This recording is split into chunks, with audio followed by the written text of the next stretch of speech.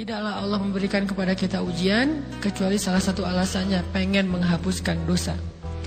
Idza kathurat dzunubul 'abdi wa lam yakun lahu min 'amalin liyukaffiraha fabtalahu Allahu bil hazan liyukaffiraha. Kalau seorang hamba banyak dosa dan dia enggak cukup amal untuk mengkifarat dosa-dosanya, Allah akan menguji dia dengan rasa sedih, dengan rasa kecewa, dengan rasa berat, sakit hati untuk mengkifarat dosa-dosanya. Itu yang kita bangun. Sehingga kalau ada masalah sama orang lain, kita memperbaiki diri dulu. Bukan sibuk dengan kesalahan dia terus menerus yang gak mau kita maafin. Misalnya ada teman kita nih, jadi clash sama kita. Hal pertama yang kita bangun, astagfirullahaladzim, saya banyak dosa nih. Tapi kan yang salah dia, ya. Tapi mungkin dia nggak akan mengatakan kalimat itu, nggak akan bersikap kayak gitu kalau kita nggak punya dosa. Allah sengaja mengutus dia untuk menguji kita lewat kata-katanya, lewat perilakunya, karena kita punya dosa. Jadi penyebab pertama diuji itu bukan teman kita yang salah, itu penyebab kedua. Memang dia salah, dan itu harus kita akui, realistis lah. Dia salah, dia nggak pas, dia nggak bijak, dia apa? Oke. Tapi yang mentakdirkan dia salah kepada kita, Allah Subhanahu wa taala. Kenapa Allah takdirkan gitu? Karena kita masih punya banyak dosa. Allah kirim kita ujian, bisa manusia, bisa alam, bisa dalam diri kita sendiri. Itu semuanya adalah cara Allah untuk menguji kita dan membersihkan dosa-dosa kita. Ini yang kita bangun pertama. Yang kedua, kata Nabi di dalam hadis Bukhari, "May yuridillahu bihi khairan." Yang terkenal kan yufaqihu fiddin, itu yang terkenal. Ternyata ada dua modelnya. Ada may yuridillahu bihi khairan yufaqihu fiddin. Siapa yang Allah pengen kasih dia kebaikan agama, kebaikan, Allah akan buat dia mengerti halal dan haram. Itu berarti Allah sayang sama dia. Ini satu model hadis. Ada model yang kedua, mirip redaksinya. May yuridillahu bihi khairan yusib min. Hadis Bukhari.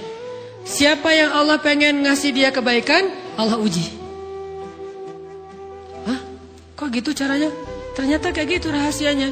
May yuridillahu bihi khairan, may yuridillahu bihi khairan. Siapa yang Allah pengen ngasih dia kebaikan, Allah kasih dia musibah atau ujian. Kenapa bisa seperti itu, Ustaz? Fa inna ma'al usri yusra, inna ma'al usri yusra. Seolah-olah Allah bilang di dalam ayat itu, kalau kalian mau dapat kemudahan, biasanya lewatnya kesusahan dulu. Kalau kalian pengen dapat keberuntungan, biasanya dapatnya kerugian dulu. Tapi keberuntungan dan kerugiannya pasti nggak sebanding. Keberuntungannya jauh lebih besar daripada kerugiannya. Kerugian itu kayak modal doang, DP. Jadi kalau kita mau dapat kejutan dari Allah, Allah kasih kita DP. DP-nya apa? Ujian. DP-nya musibah. DP-nya rasa nggak nyaman. Itu DP tuh. DP terhadap apa? DP dari Allah terhadap hadiah-hadiah besar yang Allah pengen ngasih ke kita setelahnya. Cuman banyak orang yang menolak DP ini. Sama kayak kita misalnya. Kalau kita mau ngasih dia hadiah, kita kasih dia kayak kejutan dulu. Dia lagi ulang tahun nih, disiram air dulu. Setelah itu dikasih hadiah-hadiah yang mahal. Rela nggak disiram air demi hadiah? Rela, udah siramin lagi aja. Kalau setelahnya ada hadiah. Yang kita nggak rela, kalau setelah disiram disuruh bersih-bersih sendiri dan gak dikasih apa-apa, kan gak rela tuh. Berarti ini bab iman. Yakin gak kalau Allah tetap ngasih hadiah? Kan sabar dan iman itu ternyata tahu aman, kembar. Kalau kita yakin Allah ngasih hadiah setelah ngasih kita DP ujian, ya kita akan sabar. Gak apa-apa deh, bentar lagi mau dikasih hadiah, digini-giniin juga gak masalah. Dibully, diapain sama Allah, biarin aja. Ya Allah saya sabar, kan bentar lagi mau dikasih hadiah nih. Ini masalah yakin. Tapi kalau kita gak yakin, apa sih maunya Allah, gitu kan? Begitu kalimat ini keluar, maka yang muncul setelahnya adalah mengeluh, berputus asa, dan gak akan sabar menghadapi ujian. Ujian, kata Nabi, may yuridillahu bihi khairan. Siapa yang Allah pengen kasih hadiah, siapa yang Allah pengen kasih kejutan, siapa yang Allah pengen kasih pertolongan, siapa yang Allah pengen kasih kebaikan, yusib min, Allah akan uji dia dulu.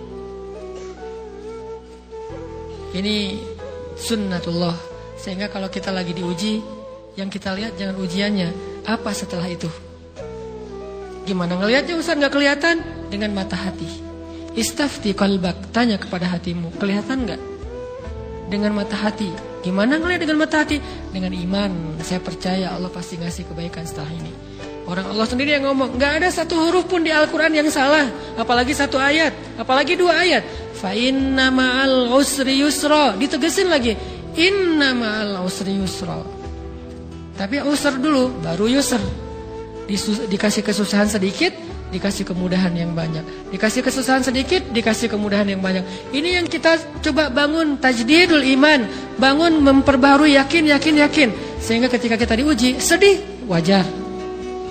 Mengaduh sedikit, bukan mengeluh ya. Kalau mengeluh kan nyalahin Allah. Kalau ngaduh, yang namanya orang dicubit kan, itu ngaduh. Tapi kalau, apa sih maunya Allah? Nah itu ngeluh. Antara mengadu dengan mengeluh berbeda. Mengaduh, itu manusiawi. Sedih, itu manusiawi. Air mata, bahkan bukan hanya manusiawi, itu rahmat dari Allah. Orang yang gak bisa menangis itu yang bahaya. Kalau kita masih bisa menangis, berarti kita masih peka hatinya. Bukankah anak kecil paling sering menangis?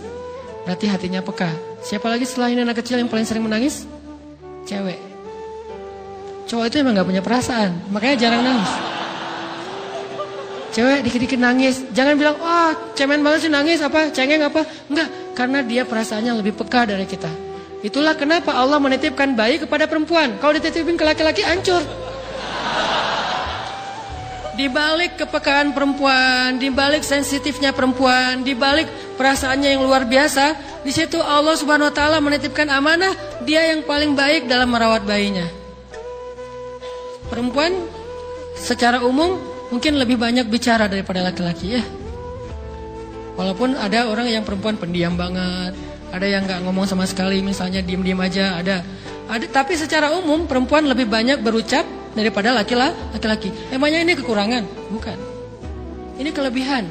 Kalau dia berikan itu dalam hal yang tepat. Apa yang tepat? Mendidik anak. Justru karena perempuan banyak ngomong, lebih baik dalam mendidik anak daripada laki-laki. Laki-laki itu kurang mendidik, kurang mengedukasi kepada anak dengan usia tertentu, karena dia jarang memahamkan. Salah hanya marah, salah hanya ditegur. Kalau ibunya jelasin, gini sebelum tidur ibunya yang ceritain banyak cerita. Saya sendiri ngalamin. Sering mana seorang ayah sama ibu interaksi sama anak dalam bentuk verbal. Sering ibu. Jadi menangis itu rahmat dari Allah. Gak apa-apa, nangis saja. Dan itu tidak disebut mengeluh. Kamu kok nangis sih? Kan orang Islam harus sabar. Emangnya nangis dengan sabar itu bertolak belakang? Sabar tetap sabar. Ya nangis jalan aja terus nangis. Nangis pakai nangisnya nggak cuma nangis doang, emotikonnya juga nangis, berderai-derai gitu. Sampai air matanya menggenang gitu kan ya. Boleh lah. Ditambah lagi dengan visual menangisnya, posting bahwa dia lagi tertusuk duri dengan postingan kaktus atau apalah. Dia pengen share ke semua orang bahwa saya sedang sedih. Sehingga nanti ketika ada orang yang menghibur dia dengan sedikit kata-kata yang sabar ya segala macam, makin berderai-derai. Itu belum jadi. Kecuali dia keluarkan kata-kata mengeluh, baru dia disebut orang yang banyak mengeluh, berputus asa. Kalau mengaduh, wajar. Walaupun ada nabi udah diuji berat gak mau mengaduh, apalagi ngeluh. Zakaria digergaji, mengadu aja enggak. Kenapa? Karena kata malaikat, kalau kamu mengadu sedikit aja, maka Allah Subhanahu wa taala akan menghancurkan kaum ini. Dia kasihan kepada kaumnya, enggak mau mengaduh. Satu-satunya orang yang kita tidak boleh mengadu hanya orang tua. Atau itu mengeluh kalau untuk orang tua. Kalau yang lain enggak disebut mengeluh. Kalau ke teman, malas enggak apa-apa. Jangan sering-sering tapi. Apaan sih? Ke teman boleh. Tapi ke orang tua, saja, itu bukan lagi mengadu, itu sudah mengeluh. Khusus untuk orang tua. Kalau di antara manusia. Kalau kepada Allah dan Rasul, pastinya lebih dari itu. Ketika kita diam saja, tidak langsung beranjak sami'na wa ata'na labbaik ya rabbi wa sa'daik, enggak memenuhi panggilan Allah, itu sudah disebut bagian dari kufur ingkar. Tapi minimal kita mungkin masih mengaduh, kita masih menangis, kita masih lelah, kita masih merasa lemah. Setidaknya kita tidak mengeluh. Kenapa? Kita percaya Allah kalau mau ngasih hadiah kepada hambanya.